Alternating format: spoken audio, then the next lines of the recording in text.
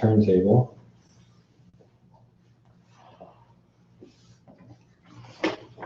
Hard to draw a freehand ellipse. There we go. But when you're standing beside it. Especially when I'm standing beside it. Yeah, I learned that when I was teaching at Sheridan. Whiteboard drawing is not easy when you have to stand on the side because of the perspective. Absolutely. So we have the face now. So if you maybe pick your favorite face from this group that we've done here, and think of what their body might look like. Again, with the same sort of principles that we used in creating those initial face shapes. Like you want to keep a similar sort of general shape to what those faces look like now. So I pushed you guys to kind of try some squares, try some circles, try some triangles even. So consider that with a body. It doesn't mean that if they have a square head, their whole body has to be square. It doesn't have to be that literal, but just kind of keep in mind that if they are very, very square, then the body's not going to be a complete rounded circle. So just kind of keep some consistency. And when we're doing this, the first thing that I really like to do when I'm doing a turntable is the foot placement. It's often the most difficult thing, especially if you start from the head or torso or something. So always start from the ground up, I would say. And also consider that when you're drawing a character standing, you don't really want to draw their feet just kind of sitting here. You're not going to be sitting on nothing, for example. So for example, the actual 2 feet, it's not going to be parallel, the plane that they're sitting on. It's actually going to be slightly to an angle. So that means since this is in perspective, as everything is, and all characters that you should draw, just be aware that they are in some kind of perspective. You're never really drawing complete front view without any perspective going back. So I always make the front feet angled more like this. And that, or even, depending on the character, like some characters will even have wider stances. They might be out like this or something. So just be aware of that. So no matter what kind of character you're drawing, just like angle the, and that's why I gave you guys on that grid, there's 2 diagonal lines too. So maybe follow those even. So I'm just going to kind of indicate the feet and have them the same distance away from the side. That's kind of a nice rule to follow. And I'm just going to make a stick kind of person and then fill it in after, just so that it's kind of clear. But when you're drawing these drawings for the portfolio especially, I think, Mike, you were doing this already, but like use the blue pencil or some other color, like a really light colored pencil that, especially the erasable ones, you can actually buy the non-photo blue pencils, I think they're called, and you can actually erase them really nicely. So that's great. And the great thing about those pencils also is that when you're photocopying your drawings, because that's probably what you'll eventually be doing, especially if you want to change them anyway, they don't photocopy as strongly as the dark lead. So if you start dark lead, you often have trouble going back from it. So that's kind of what, this is my non-photo blue in this instance. But so I usually draw the hips as a circle, an ellipse, sorry, across. So depending on how wide their hips are, I'll always indicate that first, just so that I can have a good sense of what this character is eventually going to look like.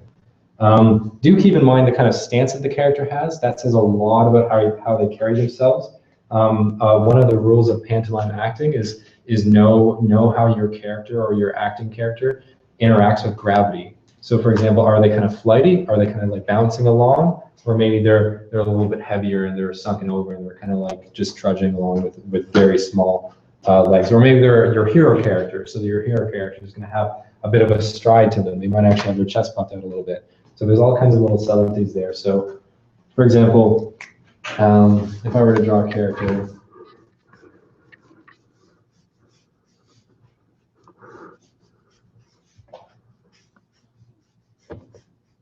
like this, just from this kind of stance, what might you assume about this character? This one here. What could be gathered from this character? Versus like maybe something like this.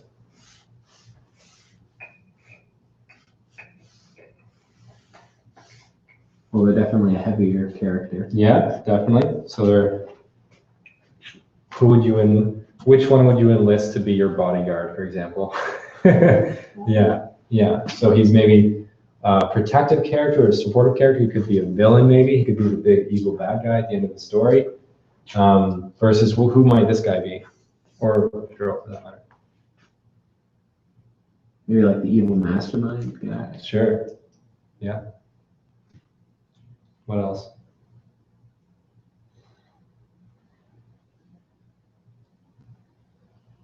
If this was a fantasy sort of environment or genre for that matter, what would each of these characters be? If they were warriors, for example. Maybe like an elf and a dwarf. Yeah, or I was even thinking like a barbarian versus an archer, maybe something like that. So always keep in mind the way that they carry themselves. And your hero, the hero is often the closest proportion to real people, I find. Like they're often the closest thing to what people actually look like. So the hero, if these are two extremes, the hero might actually be sort of a nice kind of even build. This is sort of stereotypical, so there's all kinds of instances that break these, but they'll often be more sort of in the middle of these, with actual musculature maybe. Something like that. That'll often be your hero if these are two like other characters in that same story. So in this instance, I'm going to continue this up a little bit, and keep in mind that another tendency that we always have is that when we make if we're indicating that this is the midline of the character, we'll often take this space here and just put it up here, and then this is the top. But what I really want to push you guys to do is change a little bit. So if this is how big their legs are, try to make their torso really short. Maybe this is the top of his head right here. Or likewise, like if he has very, very short legs, like this character, make his upper half really tall and just see what you can do with that. There's so many characters that ignore the traditional rules of proportion, and since it's animation, it's really a great opportunity to like why would you follow those regular rules, because you have the ability to make any kind of character. So for example, it might look odd now, but like for example, how can I make the rest of this character fit within this amount of space? Well, I'm going to try, see what I can do here. First of all, the head.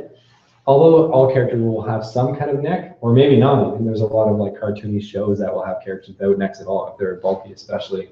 Or their head could even be forward, like that guy in Box Trolls, the villain, who like he does have a neck, but it's very hard to tell. And if he's looking straight at you, you might not even see it because it's kind of coming right at you.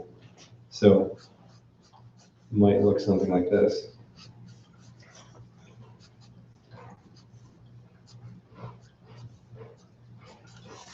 Something like that. And then maybe his shoulders. Again, you can make them as wide as you want. You can make the shoulder, the width of the shoulders the same length of the legs, for example. Like what would happen if you did something like that?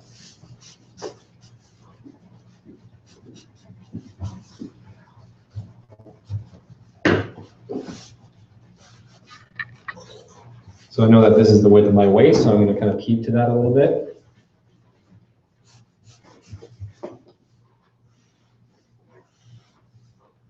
Giving him some suspenders to add a little bit of character. Might give him a big belt.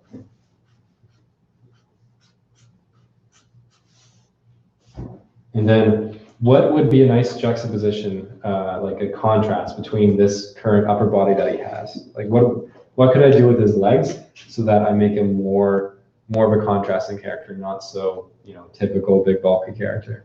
You just get some really tiny legs. Yeah. Yeah, I find this very often these days that they'll do this with characters. They'll make really thin legs for like these bigger guys. It's like this. It might not work, but it's fun to try. It's fun to see what you can actually get away with. Because in animation, you have all the ability to make these up as you're going. And if you want, another common thing, especially for a portfolio, is if you're drawing lots of these drawings, which ideally you are, you can just put white sticky notes over top and try a new set of legs and see what that looks like on them. And if it looks a little better, maybe keep it. Maybe redraw that character again. That's why I think we recommend to bring see-through paper, so that you can always, if you like something about this character, you can put another paper on top and draw the parts that you like and then change the rest that you don't. So that's kind of a good practice to get into. And another thing with big characters is They'll often have bigger hands, but again, I'm a big fan of really breaking conventions, so I like to kind of play with it a little bit. So maybe I'm not going to make his hands tiny because it'll look really strange, but I'll make his hands sort of regular sized. Something like this, maybe. So I'm just drawing very simply, but it gives you a bit of an indication. So now I know what he looks like from the front. So the first thing that I'm going to do, and the thing that a lot of people don't do, is start with the side. The side angle is then going to indicate how wide, because from the front view, we don't really get a sense of how wide the character is. You can kind of see him, and you're like, he's probably got a fair amount of width because he's really bulky up in the upper body especially. So because what some people will do is they'll just do each change of view consecutively. So they'll start with the front, and they'll do the 3/4, and then the side. And I find you'll often run into troubles when you do that. So after you do the front view, do the side view right after. So let's see, I'm going to try to remember what he looks like. Do a side view on the next page.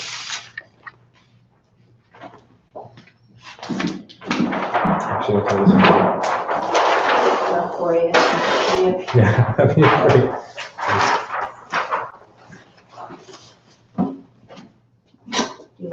Here, Yeah, the that's- little whiteboard. The whiteboard might work actually because that tape is carrying the paper a little bit. Oh, great, even better. All right. I have it. All right, so the side view. The other great thing with the side view is that it's a lot of people find it to be the easiest view and also the most descriptive view in terms of like what the character's face actually looks like. Because the front view, it's hard to know, for example, if I'm looking straight at you, it's hard to know how big my nose is because you can't see the side or the dimensions of it. So the side view is really great for that. And I'll often actually start with the side view and then draw the front view after. Because in the front view, you'll rarely see the character from right on. Usually it's a little bit of a 3/4 view. So the front view is kind of an odd view, I find. So I actually like starting with the side.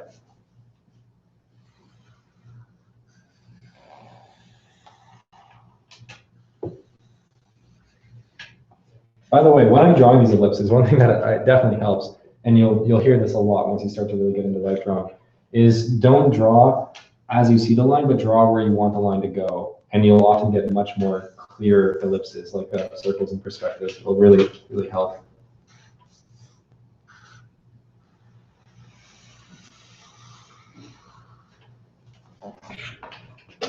So same idea.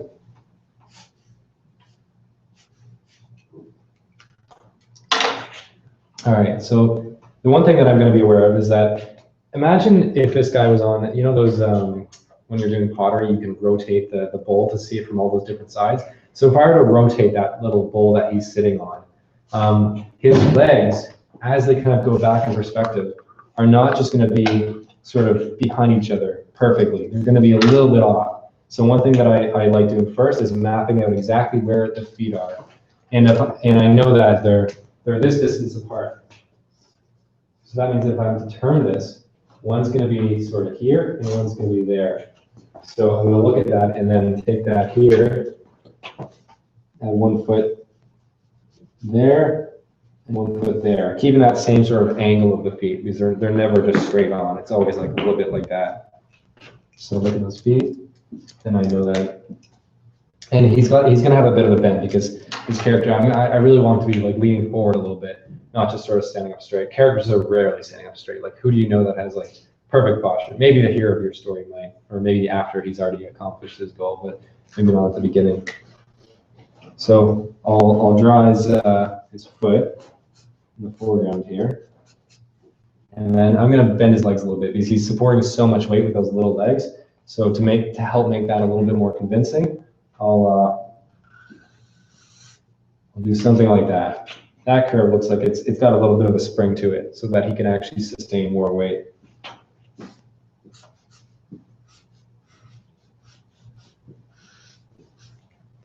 So something like that maybe. And from here, I know that he's got his belt, so I want to keep that consistent. Another thing, with your tracing paper, one thing that I would do is put each page directly on top of the other so that I can line everything up. So ideally, if I could see this character right behind here, I could actually make this midline match that perfectly, because otherwise you're always going to be guessing a little bit. It's quite tricky. Also, whenever you're drawing each of the little midlines or the change of areas, never make them straight across like I just did. Always have it rounding a little bit. Because if you think about it, it's actually going back in perspective, and we're round. It's not a kind of rectangular object. So you want to convey that sense of structure. That's what the structure marks are in the portfolio. They're always talking about structure. You need lots of structure, and that kind of thing it helps to convey that. It helps to communicate that you really understand this form. So as I said, I really want him to be kind of leaning forward a little bit. So I'm going to anticipate that his gesture, and this is where all that light drawing gesturing comes in, is going to be a little bit like this, kind of like eventually leaning forward like this. And maybe his arm will actually sort of be out here, something like that. Perfect. Yeah, it's not too far off. That worked out really well. Yeah. So his belt, I know is going to go up a little like that much. And again, it's not straight across. It's going to actually be, this curve is going to be more of a curve than this front view, because the front view is closer to being flat. But the side view, it's really curving all around that whole form. So from here, it looks like he's got a big chest. So I'm going to kind of do something like that.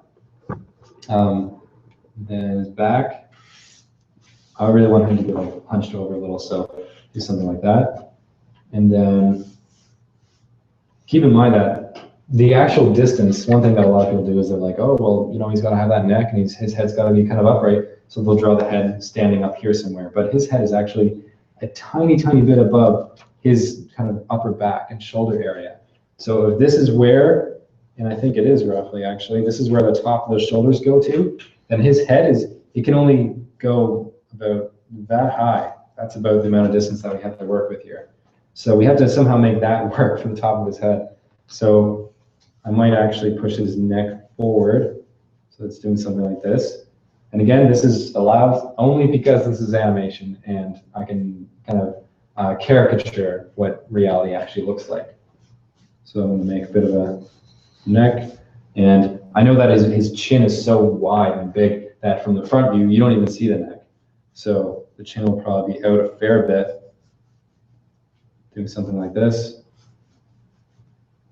And this is where I can actually decide if he has maybe an underbite, maybe he has an overbite, because from this view, you can't really tell. If you were shading this, you might be able to indicate that a little bit, but I'm going to give him a little bit of an underbite. He looks like he might have one.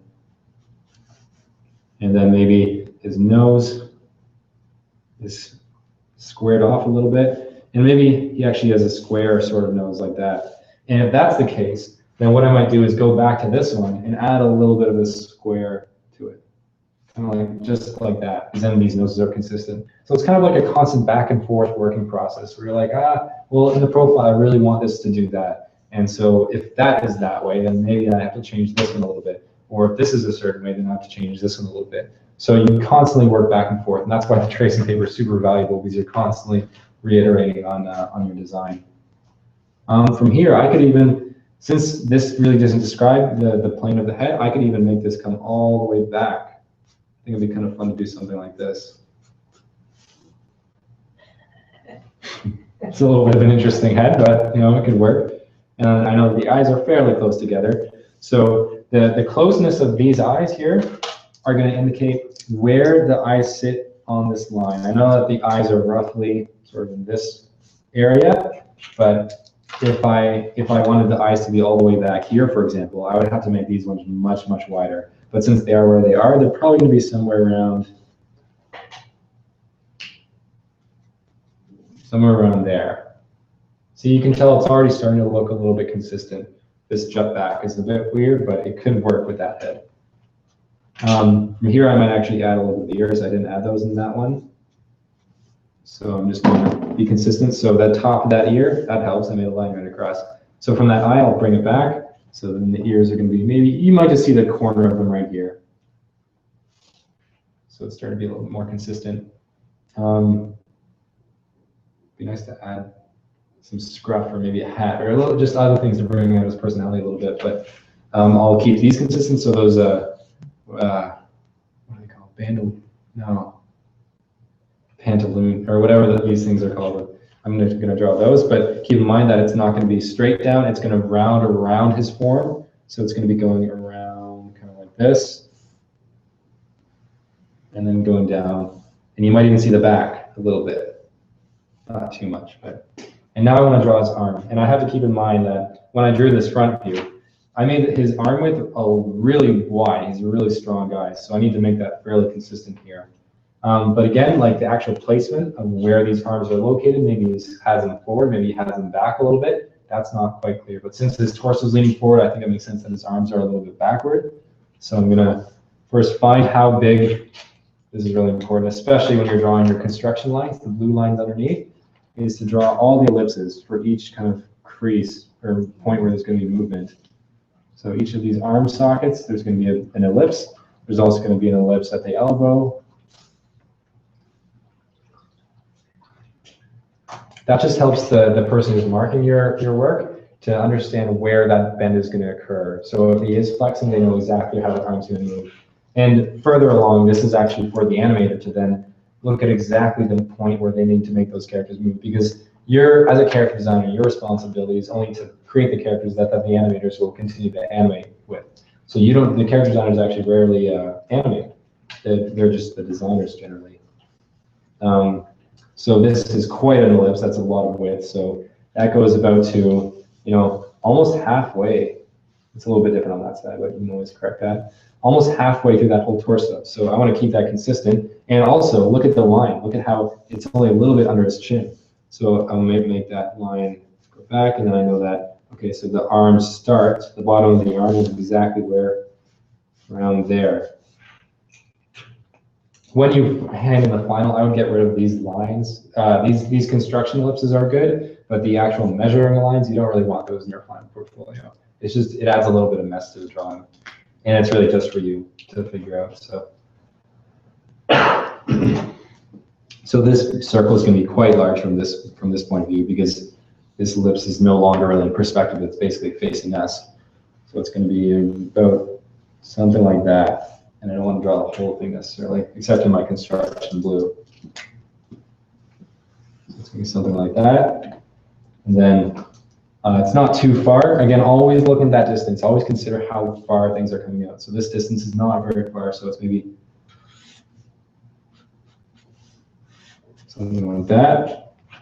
And then you want to get that little ellipse in again at the elbow. And then maybe it bends a little bit. If it does bend, I actually like how this bend is looking. So if I want to use that, one thing you might want to indicate, instead of, for example, if I did an arm like this, where it's just kind of perfectly rounded, and then I do that hand at the bottom, that would be okay for this. But if I want to bend this a little bit, I might actually make a crease where that is right there. Not in this drawing, but in the front drawing, because you want to still tell that it's doing that in that kind of pose without having to, you can't really draw that from the front. So instead, just draw a little crease somewhere, maybe like right there. So that'll indicate that there's a bit of a bend. It doesn't have to go all the way across, just a little bit of a crease. And again, that's adding more structure. That's all that structure stuff that they're always talking about. And the wrist, it's all sort of starting to taper off. So the ellipses get smaller as they get to the end. They don't have to do that. I've seen lots of characters where as it progresses, their wrists are actually huge and their upper arm are actually really small. So it all depends on your character and how they work. But you can keep that same sort of ellipse size right there. And also, the bottom of the hand is roughly at, let's see, it's kind of at the belt. However, since this is the profile, it's going to be coming towards us a little bit. Like when I'm standing like this, my arms are out. This is actually closer to you in this pose than it is in this pose. So just realize that this arm might actually be a little bit lower because it's kind of coming at the camera. So we might bring it down to to there a little bit. Just update that ellipse a little bit. And then the hands are really tricky. There's not really any quick and short way to do it, but generally, since I kind of put this hand as being something like this, just to kind of clarify.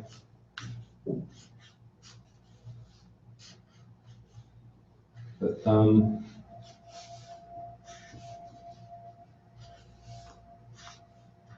It's a very kind of traditional cartoon hand. But something like that, that's from the front. So you just kind of have to think of, if you make that hand pose, rotate a little bit, and what it's going to look like. You might not even see the thumb as much, so it's going to be doing something like this.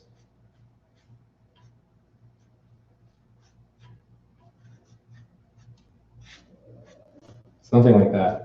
If you really want to show the thumb, it's going to be sticking at the back somewhere, so something like that. But I might not even include it in this specific pose.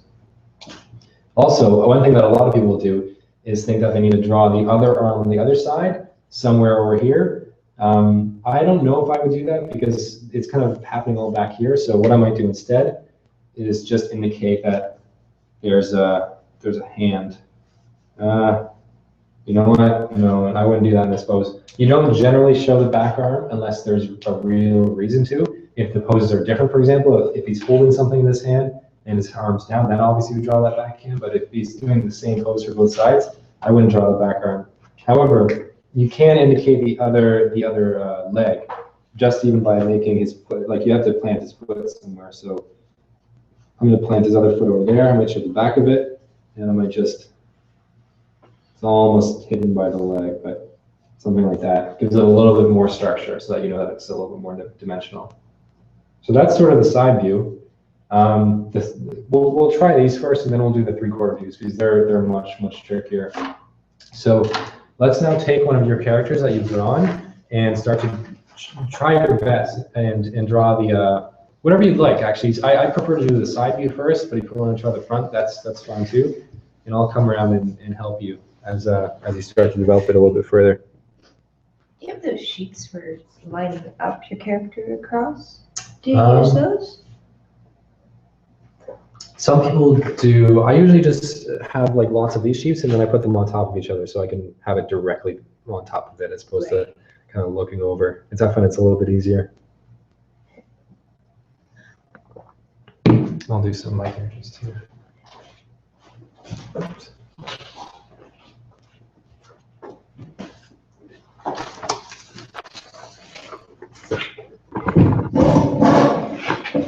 And this will take you a little while probably, so we'll do maybe 15 minutes on this one. And we just need the basics, we don't need any details yet.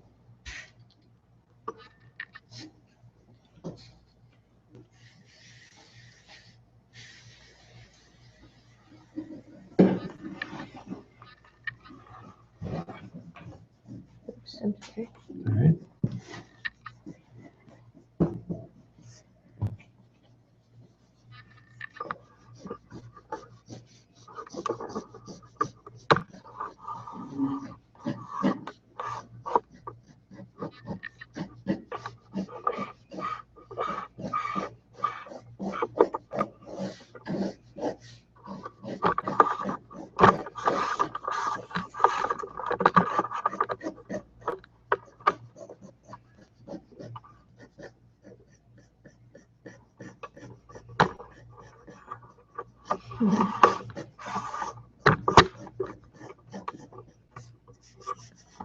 Looks like a fun job.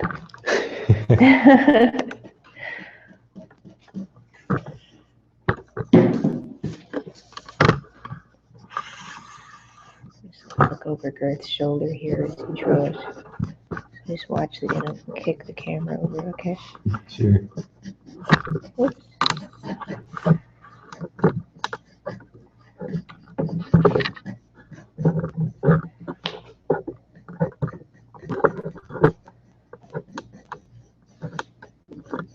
The camera's super wide. You have this same one, don't you? Yeah. I don't even like one that it's smaller that I could zoom in. Yeah.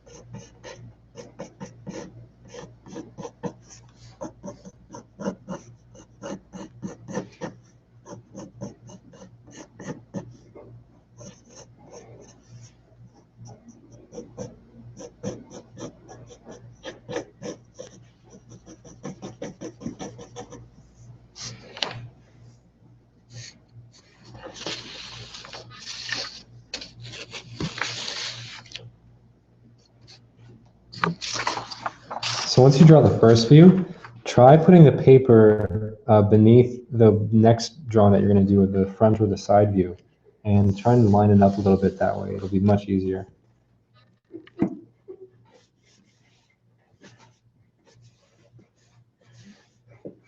You see what Garth's doing here, guys? Maybe we're just watching. Yeah, him. it's not a Just bad idea. peek over his Actually. shoulder for a minute to see how he's. So I'm actually What he's I'm just measuring things really. So I put the first paper down of the character that I chose for my sheet, and then I'm putting this one on top, line it up exactly, and it's great because that's why I made this crosshair in the middle of the turntable, so you can actually line that up as long as you can still see it roughly, and then you can know that they're exactly the same level, and then you just kind of start marking things out a little bit. So I mark at the bottom of the feet, both side. You can start to even draw in lightly the character so that you can use that information later. Draw the hand in as I put it, and then just start to slowly sketch it. And then I can eventually take this off and probably use that in my front pose. So just that amount of information really works to, I don't know if you can see that. It's very, very light, but. It's kind of similar to setting up life drawings, Mm-hmm. right? Marking out all those Just key marking points. out those proportions, those key points, right? Or so line up with what?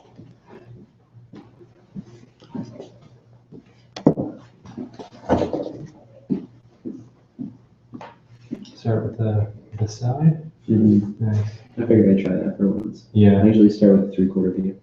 Wow, that's the toughest. Well, that's one of the toughest at least. That's the tricky pose. I just think they're the most fun to draw. Yeah, and they're also the best looking drawings usually.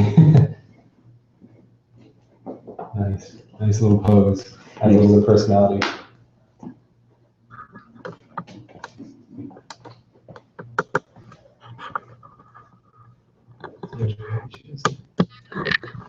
I started with the and then the nose is not the same. No, that's all right. You can always iterate on what you had here, change it up a little bit.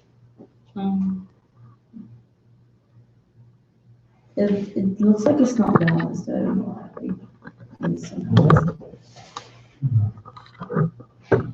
If you wanted to, one thing I might do is just move the head a little bit forward. Maybe like Oh, okay. just so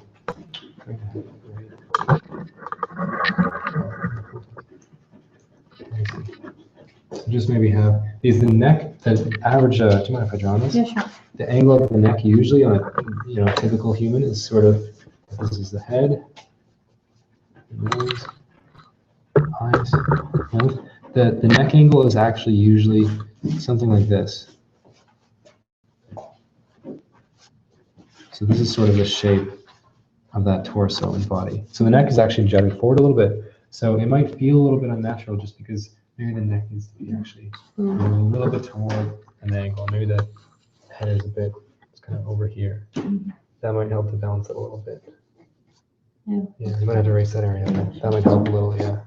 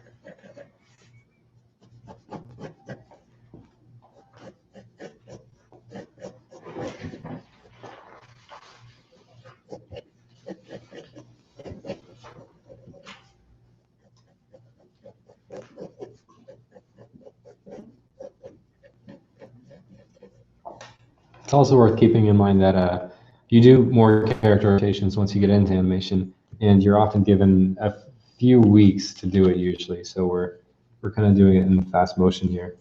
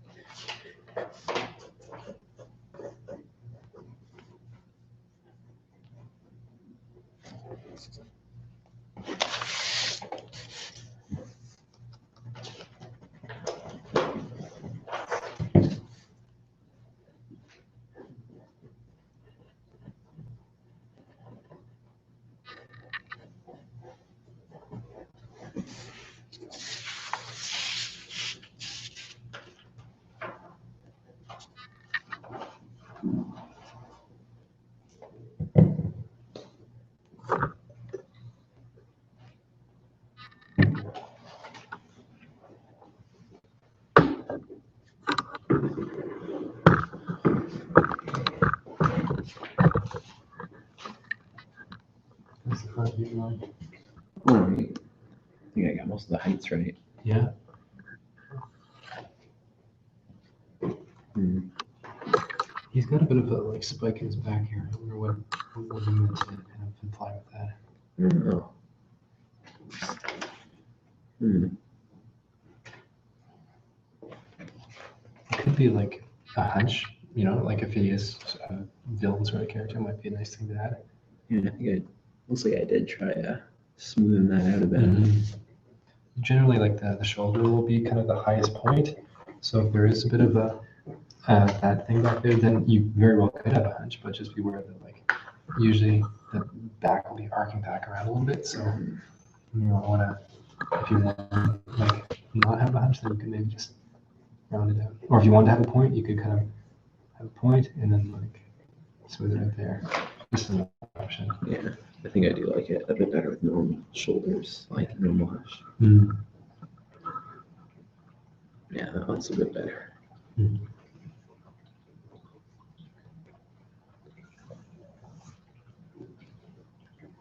That's how you draw from front view, eh? Yeah. A lot of information to convey in very little space. Mhm. You could always angle it a little bit. I just have it like instead of pointing right at you, just like off kilter a little bit. Because even with this, like you're not exactly saying that he's pointing straight ahead. It Yeah. might be like a little bit like that. It Mhm. might just be a little bit easier to draw that. Yeah. Good foot placement though. That's working really well. Thanks.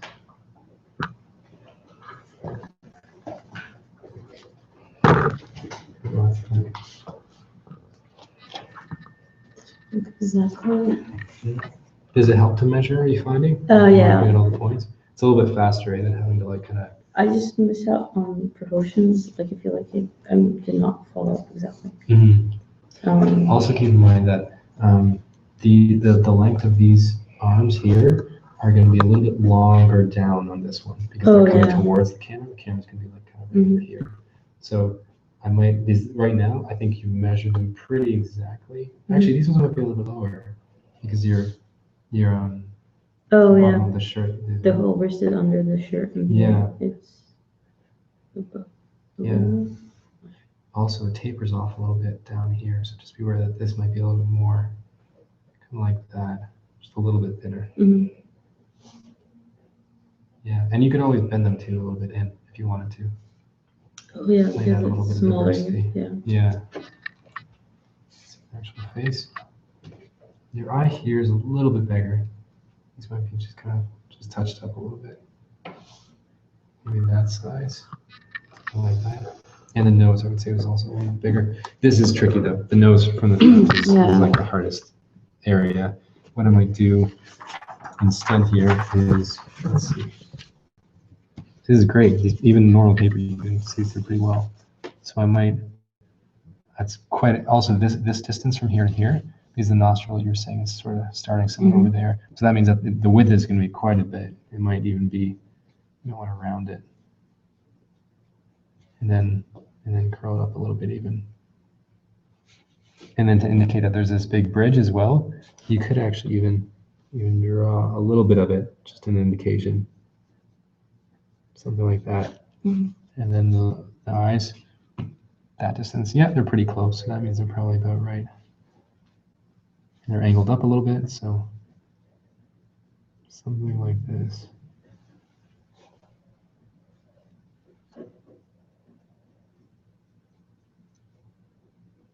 And they're looking down, so maybe something like this. Yeah, the rest is great. And again, that mouth, I wouldn't draw flat across, maybe just curve it a little bit. Yeah. In either direction, whether it's down or up, or even like that kind of thing. Yeah. Yeah. Otherwise, it's going pretty well. It's nice to get that like help just to know that what you did, how is it going, and get that input. Yeah, really Cool. helpful. Yeah. Good. That's great. Thank you. Yeah, that's the thing that's great about studying in person with somebody who's been working on it for years, right? Yeah.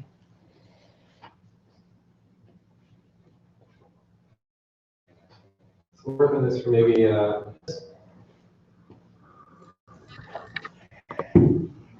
Oh, I'd love to catch the next bit, but I think I probably should just stop. Because just sitting around watching you draw, it's not that exciting. I don't know, maybe it is. We'll find out. The likes tell us. So, yeah. So I guess, what do you have to do next then? Well, the next is the 3/4. The 3/4s are the tough ones. They usually take quite a bit of time. Because then we have to work with like one of these diagonal angles. Right, so perspective becomes important. Definitely, yeah. Yeah, then what does that face really look like? And it's like the shape of the cheeks and stuff. Yeah. You'll see that more. Yeah, and if the head warps, if it's rounded like this, I don't know what this is going to look like because it's going to, you might not even see the other eye. If it's really round and really thin, Right. it's hard to see like both eyes all the time. So it'd be great for the students to get your help on the 3/4 view. Yeah. So have them take that whack at it Mhm. once you show them some of the principles. Yeah. And, yeah, for shortened ellipses and how do ellipses really work. Yeah. Yeah, you can see why a lot of drawing training and object drawing and just understanding geometry really helps to build Yeah, your character. definitely. It's Especially all when you just start shapes. to pivot it. Yeah. Yeah. That's why I find like even practices like still lifes and things, they absolutely come into play because it's all about understanding like spatial dimension and perspective. So yeah, I think that's why in illustration that we spent 14 weeks just drawing geometry. yeah. Like basic cylinders on different angles, laying down, boxes and just cones, all these various shapes, right? Yeah. Being able to look at them at different angles, understand, and draw as if everything's see-through, and so that it really All the structure construction really lines. works. And, yeah, and sometimes it's hard to do because we're so used to looking at the front view of faces. We look at ourselves in the mirror. We talk to people. Yeah. Looking at and in the face, and we're used to that view, and that's Yeah. what we know about it. So it's a little bit tricky when we turn it. Yeah. So that like what we And know students about always shapes. jump. They want to jump to that other like more fancy thing. Like when it's a bunch of objects, they're like, oh, I want to make it like a cityscape. But they don't understand the basics first. So it's a constant sort of reminder that you got to have. Yeah, so I'm always trying to teach people those basic, how do you draw a proper cylinder or a cup or a cube? And those things are hard to draw because we know too much, and it gets in our way. Even somebody can draw really well from vision. When it comes to drawing, it's sorts of things that are geometrical shapes. It's hard. It's the knowledge, the stored knowledge gets in the way of what we see. Yeah. It seems until you become really aware of it, it supersedes it. So, you can draw a nice ellipse, but that's hard for people to do, like you said. And so the eyes, when you turn the head, now it's got perspective, and now the ellipse changes, doesn't it? So. And I'm just keeping it easy with these circles. Like if I was doing a regular eye like this, it's completely different from this side. It'd be like this. So. Yeah, exactly. Yeah. So a lot of times when people try to do 3/4 view portrait, they'll make errors with like the side, trying to like they think they see the corner of the eye and they don't. It's round. So, but then you have to guess all these weird shapes and character design. How would I draw them? One thing that I found really helps was actually after having designed some characters in 3D, like 3D characters, then I was rotating the camera around the characters so I could see exactly what they look like from every which angle. So, but that's more advanced stuff. But yeah, they're not there yet. Yeah. So it's great to be able to help them at 3/4 view once they try mapping it out. Then you can help them look for what would we have to do to get that to look better. And then do you do a back view too? Yeah. If we have time, we'll get to the back 3/4 view. The back view I don't want to do because it's pretty much a mirror of this one, except facing the other direction. So the back view is pretty simple. It's just the back 3/4. The back 3/4 is the worst view. Yeah. Because it always looks a little. The back 3/4. So do you have to do a front 3/4 and a back 3/4? Yeah. Wow. And so in the portfolio, what are the views that are required? Those are them. So like the front 3/4, side, back 3/4, and back. It's like so. Basically, you should be able to put it into a computer, like take an image of each one, and then flip them for the other side, and then basically see the character rotate around. It should look like it's a fully 3D sort of character. Yeah, and then it looks like the same character in the same pose each time. So it'd be great to get some general advice on how to do that and then get some input. Yeah. So, and of course, these are your own character styles. Yeah. That's really important. It's something that's unique to you. Yeah. So, that's great. So that, and then if anybody watching or looking us up later wants to find out more, I think we're going to be making some videos on how to do this stuff and running summer camps. And we always have courses in the fall and winter to help people with these skills. Yeah. So just learning just how would you do that and just getting a little bit of input. I think it can be a little bit overwhelming, and there isn't really great training on that other than some online it's a very courses. specific So thing. specific that even if you took art fundamentals or illustration or fine art or something, you wouldn't get that specific training. You get some really good drawing training, which would help you do it better. But it's pretty particular. Isn't it? Yeah. So And it's a kind of a merging of many different art practices in the past, like perspective and still like object drawing, trying to place something like as if it's a 3D mechanic, or like even like a sculpture that you're trying to rotate. It's like kind of bring all that knowledge together, and you have to bring all that from your mind, and that's where that's where it gets lost. And that's why we have to do so much drawing training, so that we really can observe what things look like from different angles, and we start to know what things really look like, so that you're drawing on all of that when you're making a character. Yeah. So that's why there's so much drawing training for animation. Oh yeah,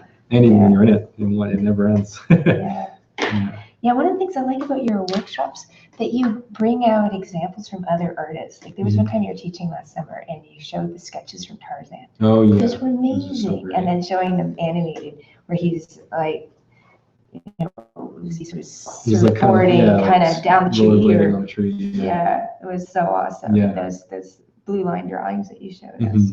Really rough, but they together they all communicate it perfectly. Yeah, and then you start to understand why drawing easily freehand is so important for developing a character in a story. Yeah, and gesture, the importance of gesture. Yeah, you can see it when you see the earlier stages, not just the finished product. You know, because that's one thing that like Murphy and I were talking about, how he says, he and I always get this question of, why do you have to draw so well when we're going to use the computer? But I guess it's all that knowledge that you're saying, that built up stored knowledge of how things look, so that you can get your ideas out there instantly, whether you're using the pencil or the stylus, right, or a program that helps you do it. Absolutely. Yeah, it's cool. So it's so great to have you helping students. Yeah. Thanks. I'm so. Oh no problem. Yeah, I was looking for somebody, and you were materialized, and we were both I've for been studio wanting space. to teach for a while, so it was perfect time. Right. It's good. And I think it's nice for the students to see you working too, and then they get a chance to work, and you get to give them some input. Like, when we were talking with Michael about it, he's got a nice character design. Yeah, it's going along. It really is great. But it was just good to hear some of your input of, we need to simplify this here, and where do we need a thicker line or a softer line? And so there's lots of little just advice to give a student. Like, we're never going so close. Like you don't need to.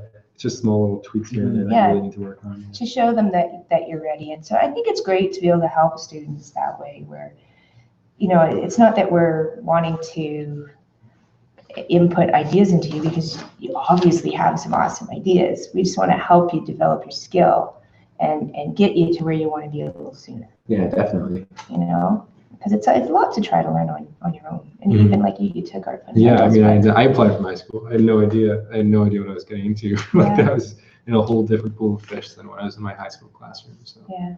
Well, you already drew really well, though. Yeah. Right. Yeah. But, then we've had other students, like Sarah or Aaron, they just decided, I really want to do animation. So they started to learn how to draw, and they're learning really quickly. And there's so many resources online now, too. Yeah, that there I are. can start to at least know what's out there, what kind of jobs are available. So. True. And resources to learn.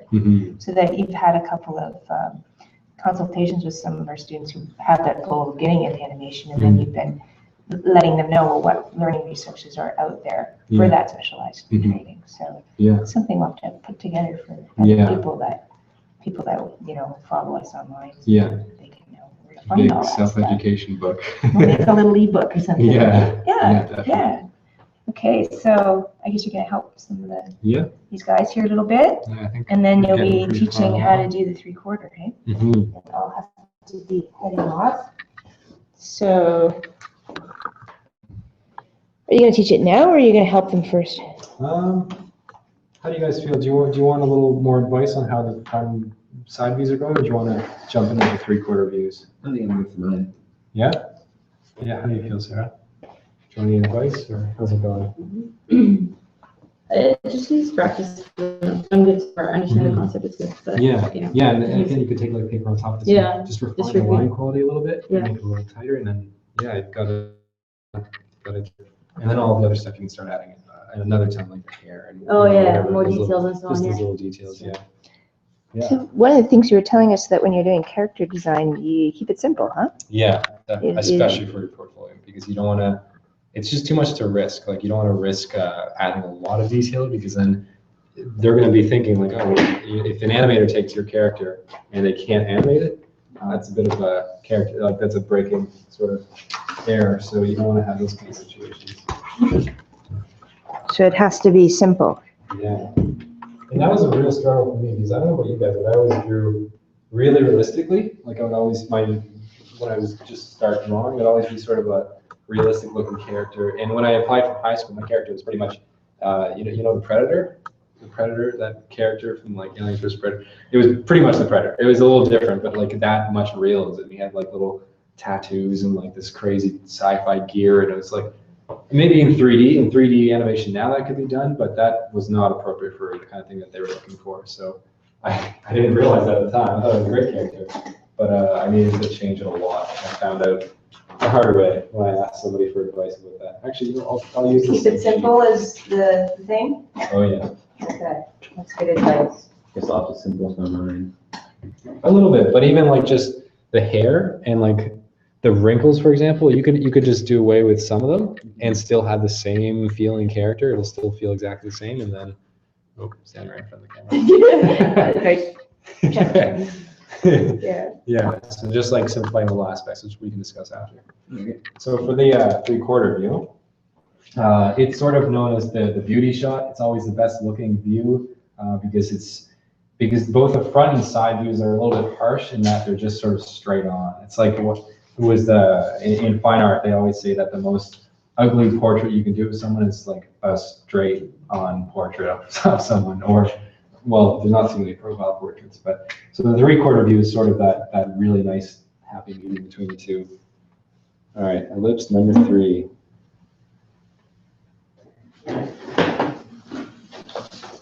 If you need help how to draw an ellipse, I've got videos on that. There's some free ones. Because really, drawing ellipses can be difficult. To actually have videos on how to draw an ellipse, classes and videos on how do you draw a cylinder. One of my It's teachers. surprising how hard it is at first. Yeah. It's weird. One of my teachers in background design, he would always say that we should gather and have like little ellipse drawing parties because it's just so difficult. Which we always joked about later when we're having get-togethers. But yeah, so I'll just draw this base. And my little crosshair. I like the crosshair. It helps kind of understand exactly what you need to do. We got a clear idea. So the feet, obviously we're always going to start with the feet. So from here, so he's obviously going to be facing kind of this way because I'm going to take the halfway between these two.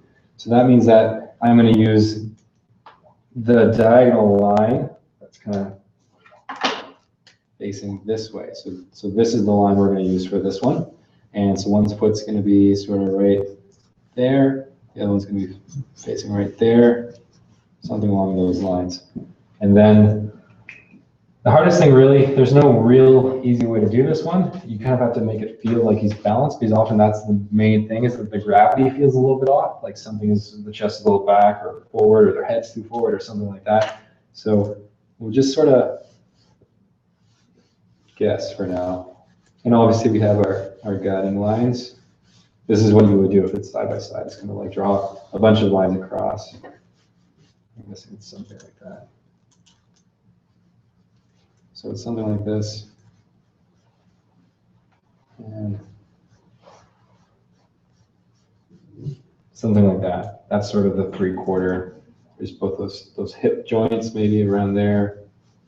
One leg's there, the other's there. It's quite a tricky pose. And again, this is going to be really interesting. I have set up a torso where it's very wide, but you can't even see that from this angle. So I need sort of a mixture in between these two bodies. So it's going to be leaning over. So it's going to be something like, I'm going to guess, the top,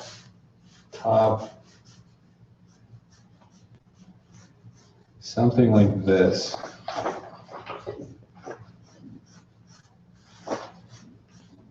So this is why I'm drawing lots of lines. These are called like searching lines. I like to call them because you're trying to find that right line. And so basically this torso is basically like this. That torso is like this. So this one is naturally going to be sort of a mix. So I would say that the width of this one and the width of that one is sort of exactly in between those two. So this is actually a little bit too thin. It'd be more like this. The legs might come out a little bit more there. You'll find with the 3/4 views, you'll have a lot more sketches. Search like kind of sketches beforehand before you jump into the final. I'm just going to jump into the final because I've done a lot of these, but this, so now I have the rough torso, so that it's kind of doing this sort of thing, which is a bit of a mix between the two, something like that. So with this arm, I'm going to start to add in those. The first thing I always like to do is add the arms, or at least know where they are. So the bottom of the shoulder kind of comes there. It's going to be somewhere around there. Proportion might be a little bit off, but I can fix this after. And then draw that one arm. This arm's going to be much closer to us. This one's going to be much further away. So then I'm going to look at how long this goes down. I go down there. And again, since this is coming out here, this is going to go out the other side. So there's going to be a much more negative space on this side. So like that. So there I'm starting to get that same sort of feel without actually committing to any final lines yet.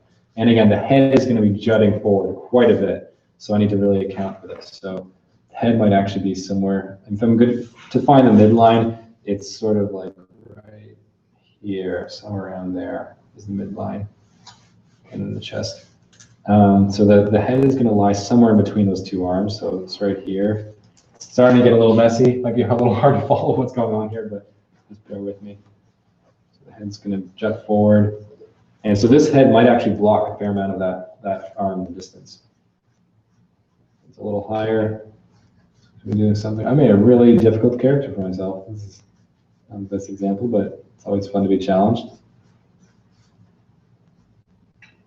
So something like this. That's sort of going to be the direction of the head.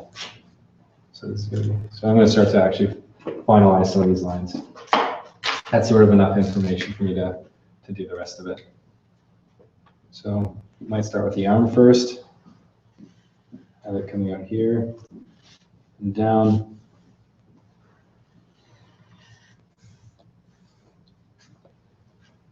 And coming out.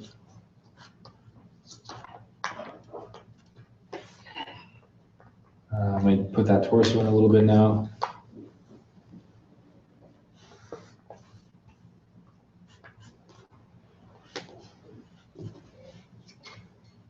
Big chin thing.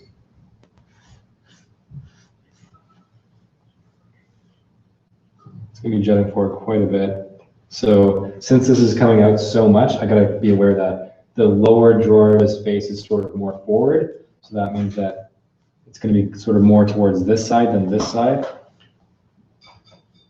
Something like that. That overbite is still sort of consistent. And generally, like, it depends what your character's face looks like, but in the 3/4 view, we want to try your best to include both eyes, even if it's just a little corner of the other one.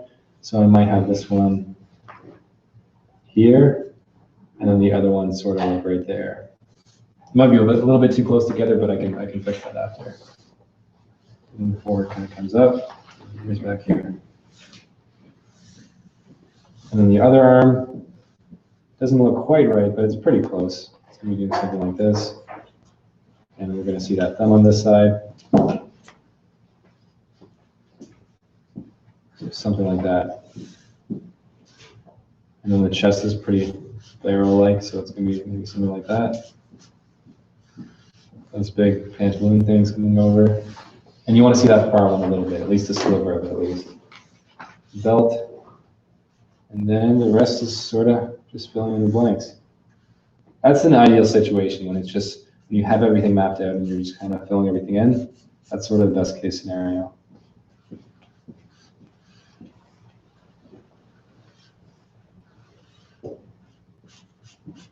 All right. So he's a little tilted, I can see now, but I would just put another sheet on the top and then start to like move that torso a little bit. So just constantly iterating and changing and moving things around to how they might be. It's a really tricky pose, so let's give it a try. But oh, if you guys have any more rotation sheets, I think I've printed some off, but there they are. Thank you. You're welcome.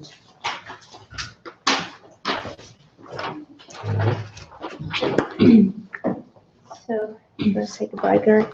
Sure. Well, take care, guys. I'll hopefully see you or teach you sometime soon. Sign off? I don't have a sign off line. Okay.